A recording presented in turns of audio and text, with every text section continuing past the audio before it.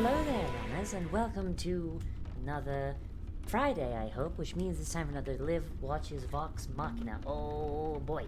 So, this one is not being recorded live on stream, unfortunately, but, so we're doing this without chat. I miss them. I miss chat so much.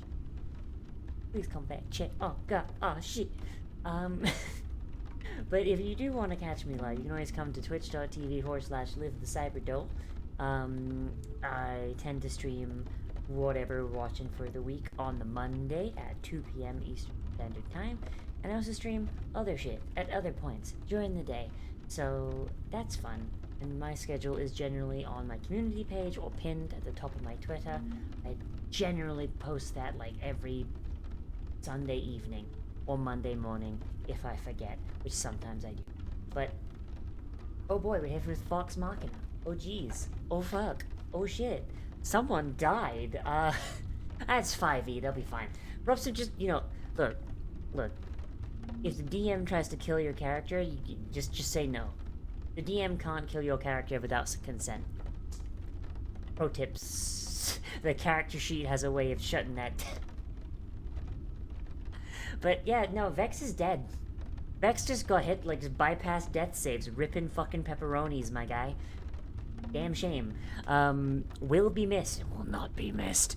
But let's be honest, they're gonna bring her back fucking immediately. Just slap a revivify on that bitch, make a pact with the Dark God. One of the two things is gonna happen. Probably the Dark God, because, let's be honest, that would not be as entertaining, would it? But, so let's get in here and let's see how they solve this problem, shall we? In 3, 2, 1, and go. I'm sorry for the small pause there. My breath caught in my throat because the stupid doll forgot how to breathe. Got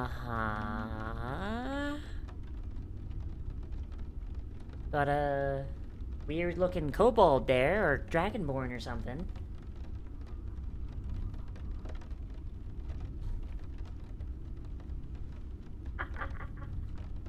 The mandatory slavery arc for all half-elf children.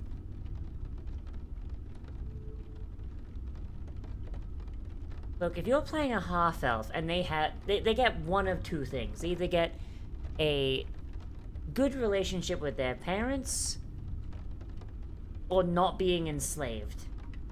They get one of the two. And sometimes they get none. Oh, lizard folk, not dragonborn. So I learned something today. Well, not today, like yesterday, but apparently dragonborn don't have tails.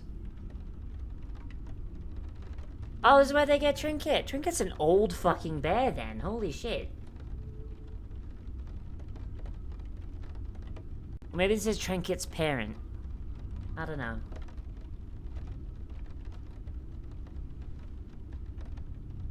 But yeah, Dragonborn just do not have tails.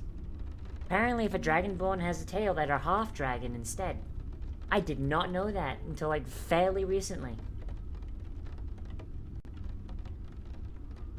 Oh, that bear dying. That bear on his way out. I imagine Trinket's probably this bear's cub or something, and they just find it in the back.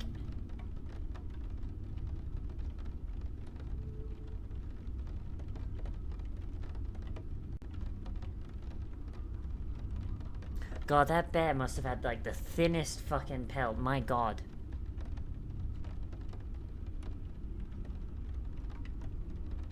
Yes, Trinket.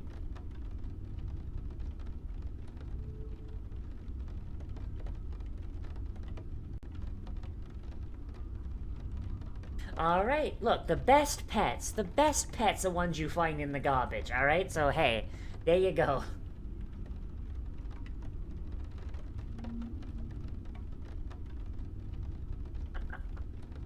God, this is the most paint-by-numbers D&D backstory I've ever fucking seen, and you know what? I'm here for it. Because sometimes you just want a paint-by-numbers D&D backstory. I think some of my favorite D&D characters I've ever had, like, have, like, the most basic bitch backstory ever. Like, you've got shit like fucking Elise, my, fuck, I don't remember what she is. I think she's a, oh yeah, she's a Pact of the Vampire Warlock. And her entire fucking backstory is this in-depth tale of intrigue and noble shenaniganry. Ooh. And I'm just like, it's unironically less fun of a character to play than my half-elf rogue whose backstory is that she's a disowned daughter of a shipping company magnate. Most basic bitch shit ever. Both noble background, by the way. Both noble background. But the one with the basic bitch, like, parental abuse story is the more interesting one to play. Figure that. I think it's because you don't have to think about it as much. They can stand on their own as characters, and you don't have to, like, everything you do has to come in and be like, okay, how does this tie back to the fact that I got molested by a vampire? How does that work?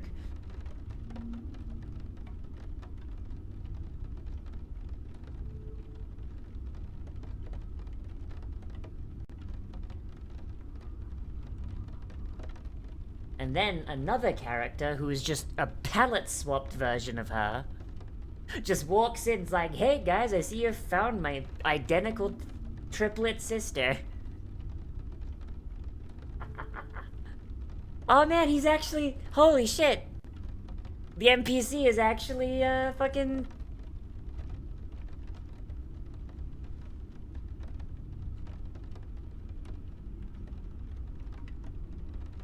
Oh shit, did Mercer actually put a skill check into the fucking... Did Mercer actually make Revival a skill check? Holy shit. My man didn't make dying harder, instead he made reviving harder. A definite way to go. I think I prefer my method to just making dying easier. Make dying easier, and then just keep resurrection as easy as it fucking is, I think. That's my opinion, but this works well, too.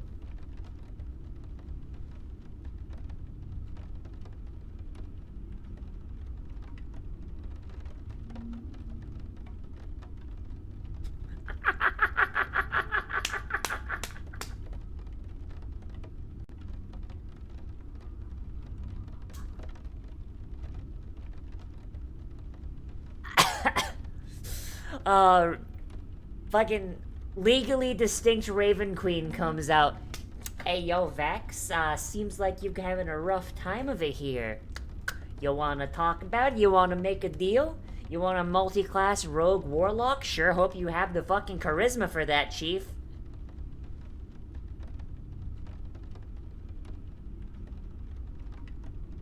Honestly, rogue warlock is probably, like, the worst fucking multi-class you could do. It's like, unless you have, like, exactly the right sort of, like, stat allocation, you know what I mean?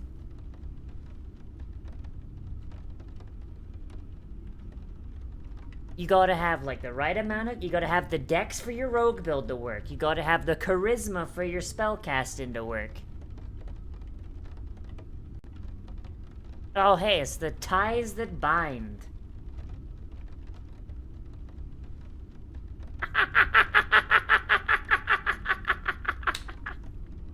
I'm gonna keep calling her the Raven Queen, because it's basically just the Raven Queen. But, like, shit. Feel like calling the Raven Queen a bitch to her face in her own temple is probably not the smartest thing you could have done there, Vax. My god.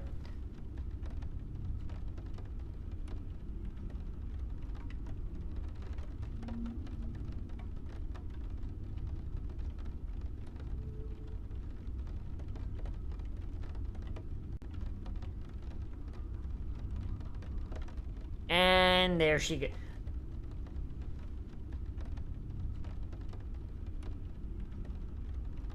Okay, so does take me instead? Does that count as making a pact? Is our boy a warlock now? Because doesn't that mean we've got 2 warlock multi-classes in the fucking party now? Jesus Christ.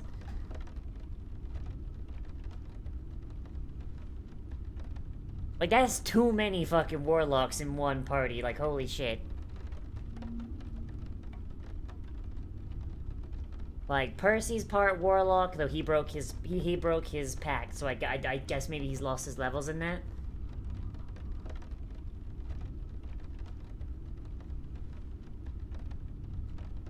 I guess, yeah, I guess pop one warlock out the party, pop another one in. Wouldn't be a D&D party without a warlock making everyone else's life a fucking misery, would it? Ah! Oh, he Birdman.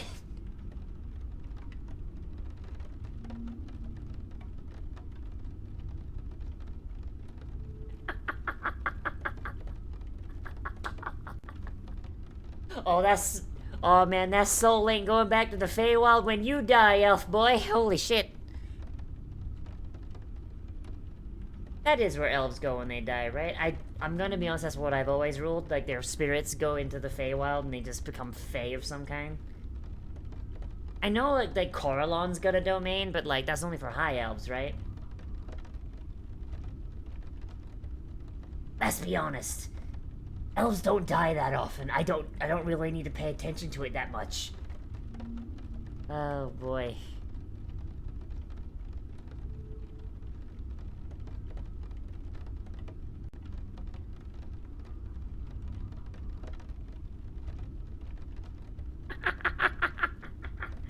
You made either the best or worst decision of your life. Sure hope you didn't have plans for your afterlife, my boy.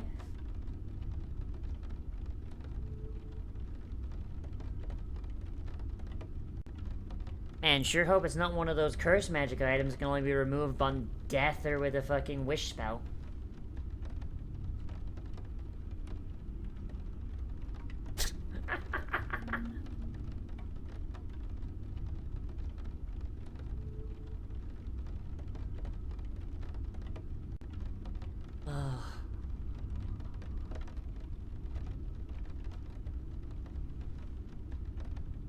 Oh boy, and every single one of these is a magic item, I bet.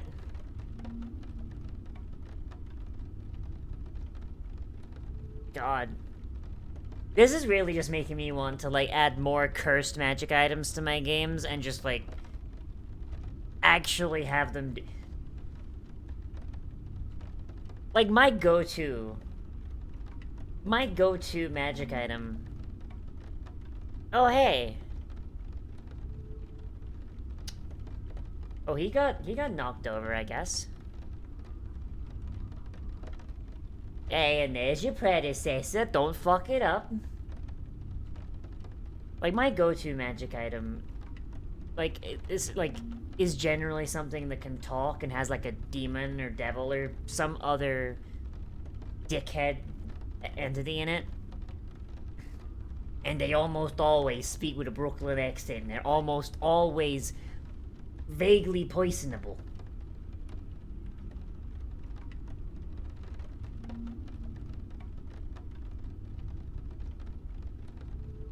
Aw, man, I love PvP in D&D. PvP in D&D always goes well. It's never a clusterfuck of who gets the best initiative. Holy shit.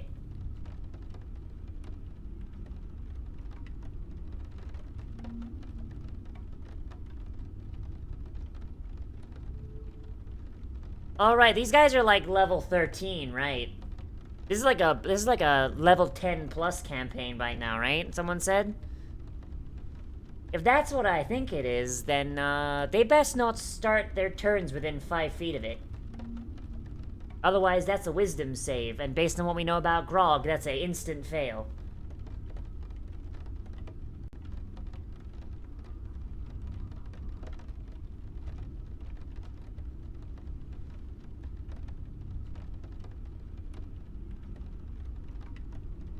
Specifically, the Warlock can get a spell called Summon Star Terror.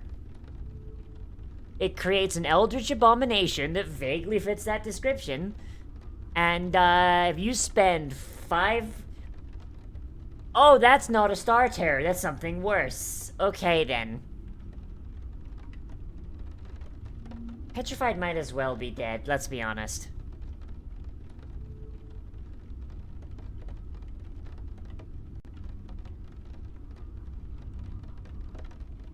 How the fuck are you gonna take the armor off someone that's been turned to stone?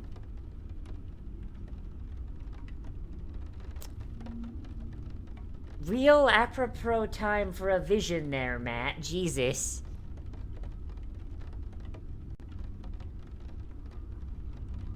I heard you talking shit about my name, asshole.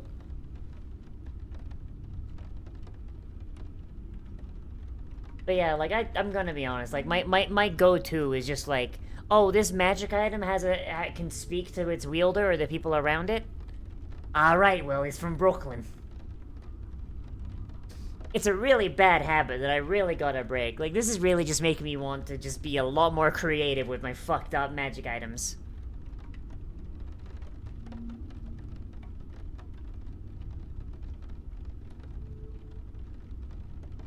Damn, it's almost if it's resistant to non-magical damage, huh?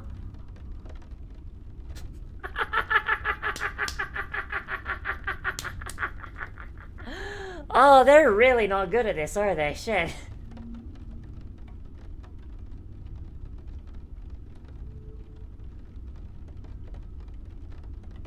I mean, hey, if that spells concentration, you can just keep punching her in the mouth till it despawns.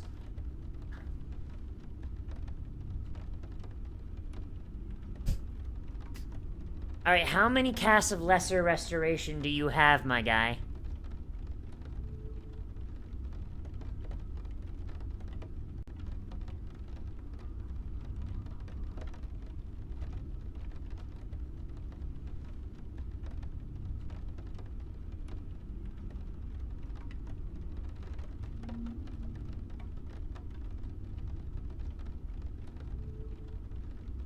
Oh, well then.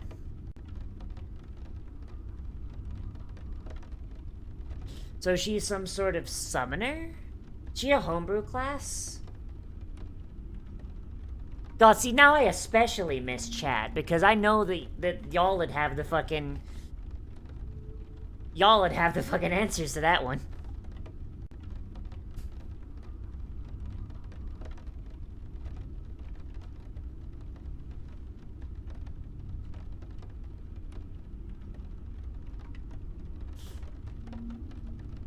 Really didn't think that one through, huh, Scanlan? Yeah, I feel like maybe Scanlan might not be the smartest. I don't know. Grog might have an 8 intelligence or 6 intelligence or whatever the fuck it was. I feel like Scanlan's effective intelligence not much better.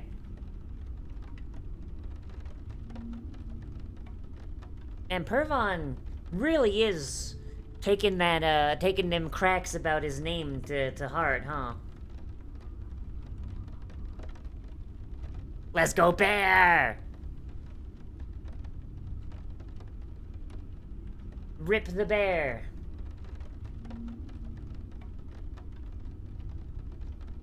God, imagining this on the table, holy shit. Like, DM, you took our goddamn rogue away and you're getting his ass beat. Come on now.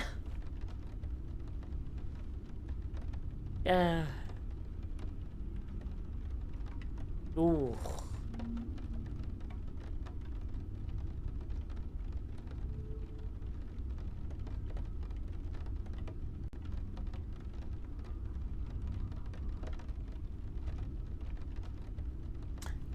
Yeah, this feels maybe like the Raven Queen is gaslighting our boy. Holy shit. Raven Queen out here gaslighting, gatekeeping, and girl bossing.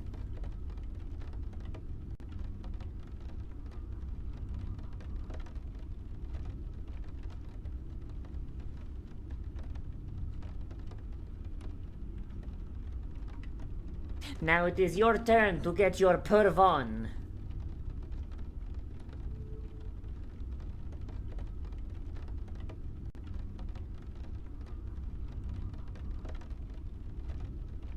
So, let me guess, our boy's a Hexblade, right?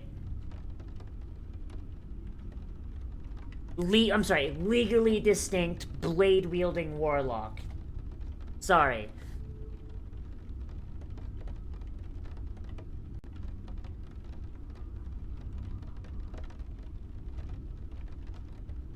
My man summons a packed weapon. Fucking, alright, we know for sure.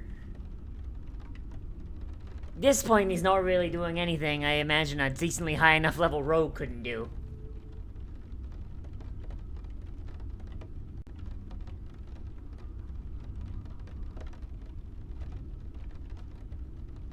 God, definitely makes me want, like, can't wait. I can't wait till fucking Tuesday, though. Like, Tuesday morning, I get to play my divine soul knife sorcerer rogue. Like, that's all this is making me think of right now. Holy shit.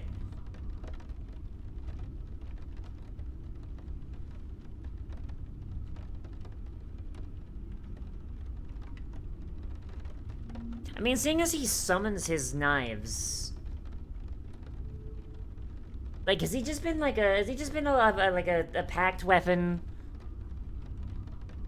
Has he just been a soul knife the whole, or soul knife or hexblade the whole time? He's just been using packed daggers. Oh, that's cool as shit. Caw, motherfucker.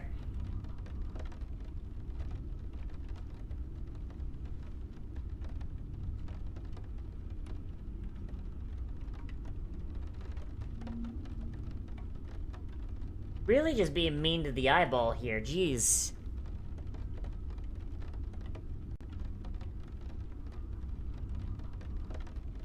Alright, so that magic item, for using all of its charges, you've now permanently lost 5 to your max HP total. Damn shame.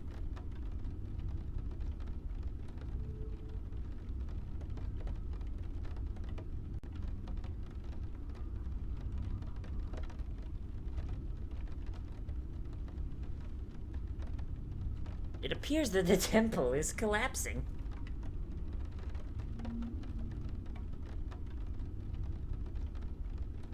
God, I absolutely love just like how just casually fucking rude everybody is just because it's these people speaking through the filter of the people around a goddamn table.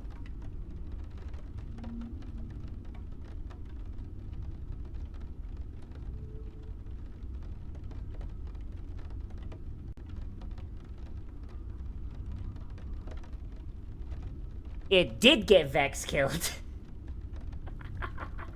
Percy, you're kinda really shit at this, huh?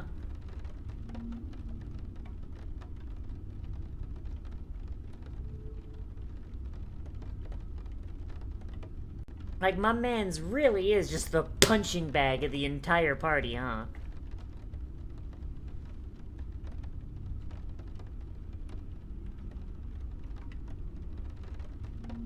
It's a spooky magic item that, seeing as how I am going to leave the session and never come back because I'm a guest star, I'm not gonna need it because I'm just going to evaporate the moment I leave the fucking battle map.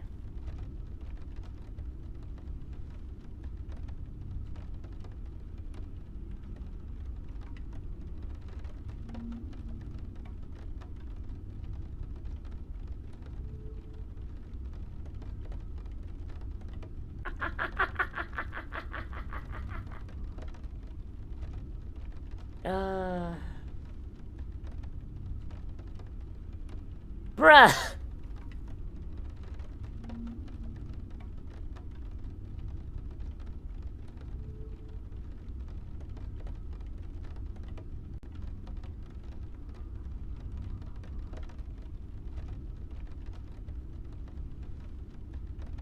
Holy shit, just like...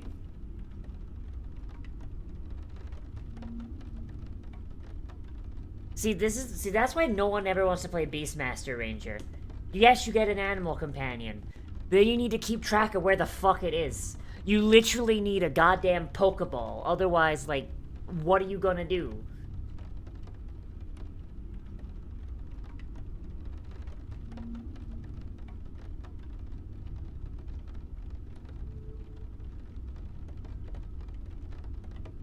Let me just fucking, like, walk into town with a bear.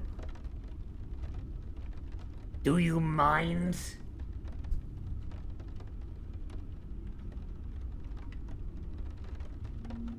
Well then. Alright.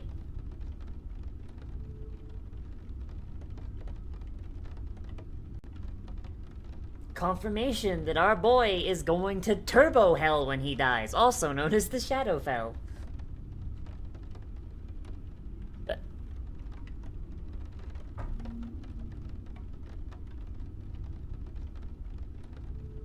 This is the most D&D shit I've ever seen. It's the most obvious fucking symbolism going. And yet the players can't figure it out because it's not on the back of a McDonald's playmat.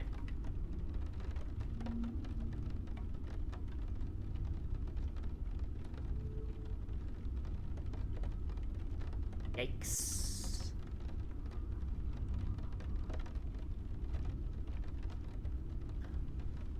Oh, she's got a sick robot arm again. Let's go.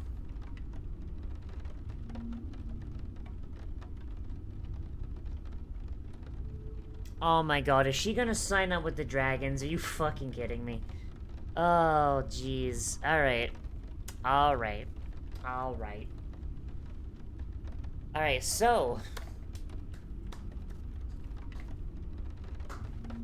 once again in 5e, death has no meaning. Oh gee, I sure wish death had some meaning.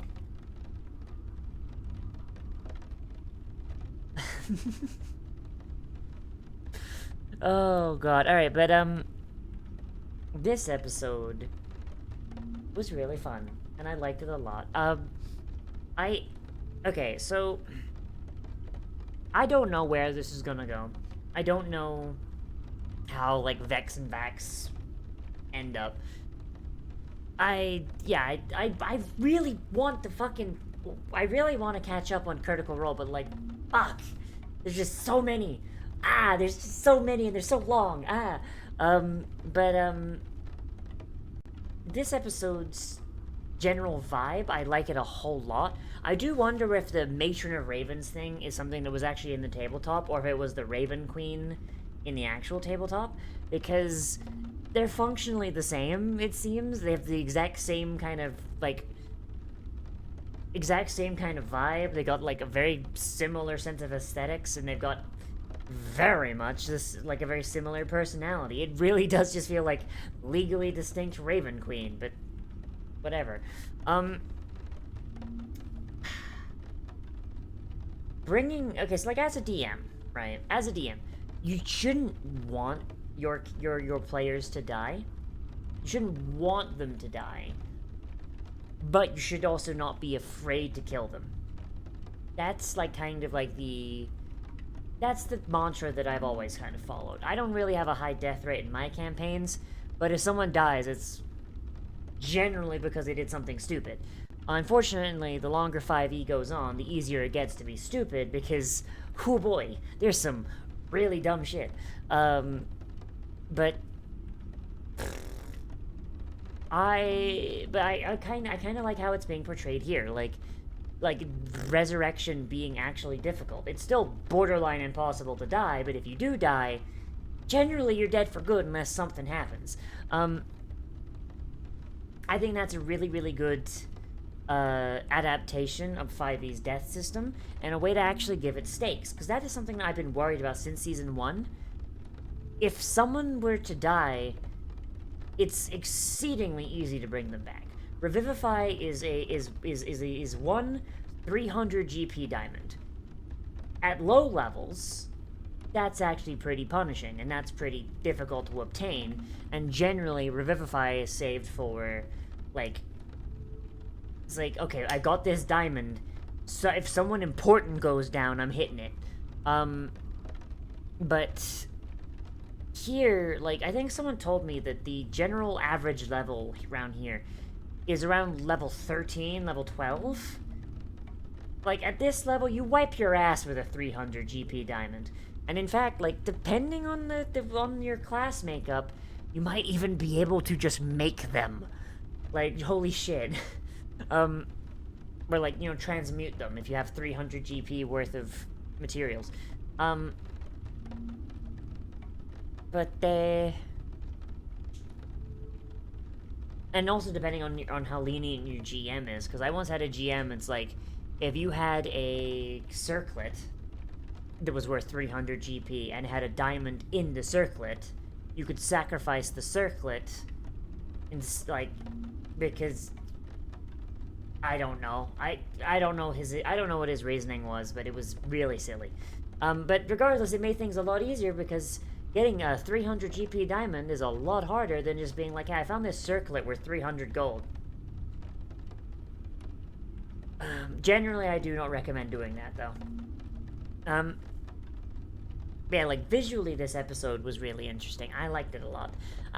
The whole thing with the Raven Queen, because I am just gonna keep calling her the Raven Queen, I'm sorry. This is what's gonna happen.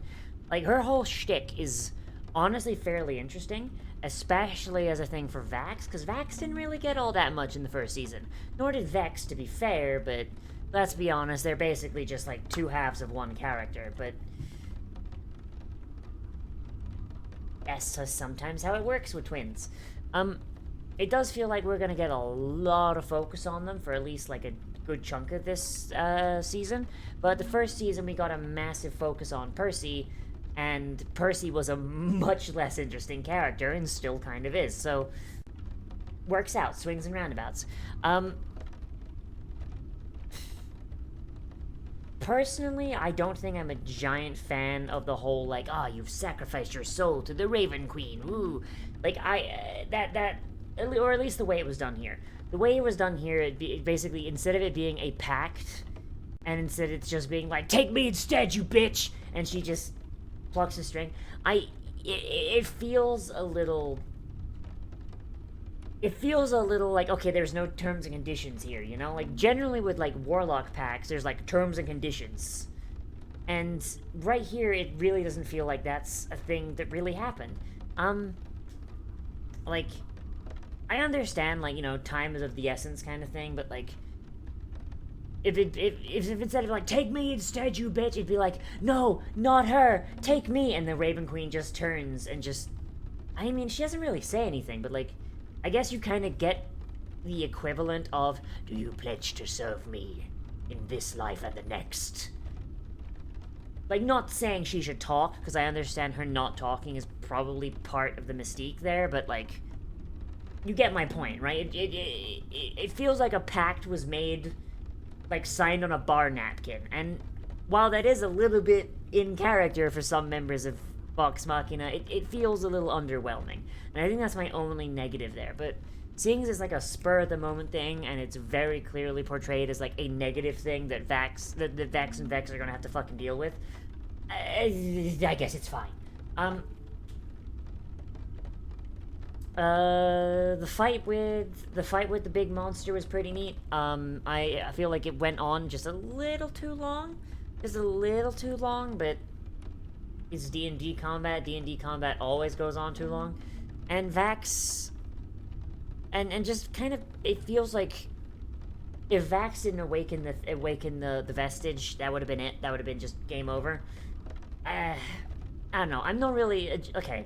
I'm thinking about this in D&D brain, and I'm very sorry about that, because I know that I shouldn't be thinking about this in D&D brain, I should be thinking this in media analysis brain, but, like, it feels... From a media analysis point... It was a fun fight, it was really good, it didn't feel too drawn out, just a little tiny bit long in the teeth, but not much more than that.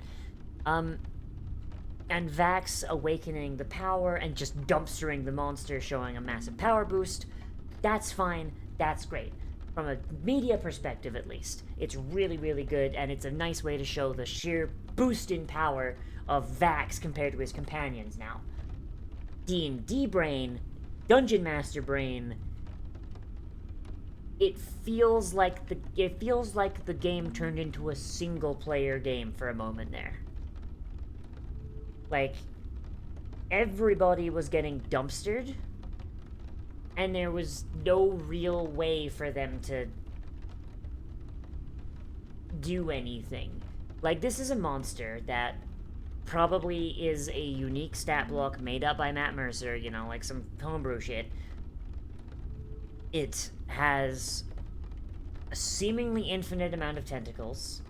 if the tentacles touch you, and I assume you fail a con save, or maybe even just no save whatsoever, because it didn't really seem like there was anyone who got touched by a tentacle and didn't immediately get turned to stone. You get petrified, which is a status effect that can only be cured by lesser restoration, if I remember correctly. So there's 2 people there that could do it. And they got functionally immediately, like, they not got, like, Pike got, and then, like, Cash had to come in and, like, help and all that, etc. But, like, literally the only person who could have actually fought that monster and had a chance is a rogue, because rogues have, like, really good dexterity for dodging shit, and they also have evasion, which like depending on how the mechanics of this thing work, either it's a dodge problem or it's a dex save problem, or it's a grapple check problem, which rogues are also really good at. So, like, the three things this could be, it being either a dodging problem, rogues can do, because rogues are really good at dex checks.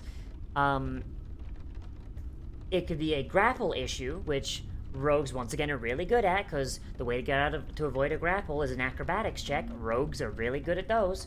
Or it's a straight AC issue, which rogues are not the best at dealing with, but also rogues get the ability to disengage as a bonus action, meaning they can avoid opportunity attacks and come in and out and escape shit like that way easier. I'd have to see how this looked like on the table, but, like, based on the way it went down, it really does feel like this was, okay, Vax kills this thing, the rest of you go take 5, go have a smoke. And DM brain, that doesn't feel very good. That kind of feels like a shitty encounter. The number one thing when you're making an encounter, especially if you're using a homebrew monster, is you should never balance it so that only one character can defeat it. Does that make sense? Like, it feels like the only way to beat this monster was with fucking hyperspeed and a bunch of rogue bullshit. If the idea was to nail down exactly why the vestiges are so powerful, that's fine, but it really feels like if everybody, including Cash, got petrified, what the fuck was Vax gonna do? What the fuck was Vax gonna do? Last I checked, he doesn't have, like, a fucking potion of become a level 5 cleric, you know what I mean? Like, shit. Yeah, it's like, petrification is functionally death. It's functionally death. At least unless you're under lesser petrification, which does wear off after a certain amount of time, but the way they were talking, it feels like it was not lesser petrification. Yeah, I don't know.